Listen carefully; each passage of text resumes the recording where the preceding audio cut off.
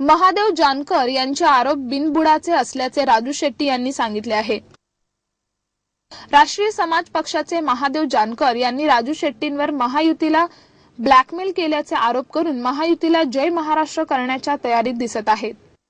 परंतु राजू शेट्टी यांनी जानकर यांच्या आरोपात कसलेही तथ्य नसल्याचे स्पष्ट केले आहे आणि महादेव जानकर हे महायुतीत नंतर आल्यामुळे कदाचित त्यांना पूर्ण माहिती नसावी म्हणून त्यांनी असे बिनबुडाचे आरोप केले असावेत असे राजू शेट्टी यांनी सांगितले आहे। ब्लॅकमेल करायचा प्रश्नच उद्भवत नाही।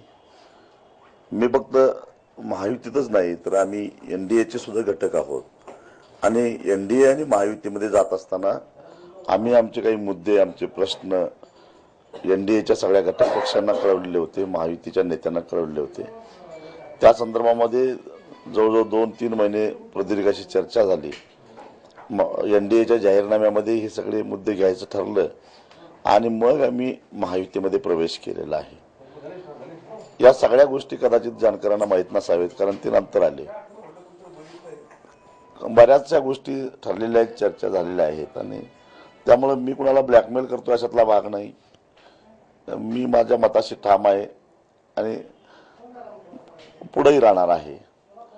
खरं तर महायुतीमध्ये जागा वाटप अजून झालेलं नाही आहे। 26 जागा भारतीय जनता पक्षाच्या, 22 जागा शिवसेनेच्या आहेत।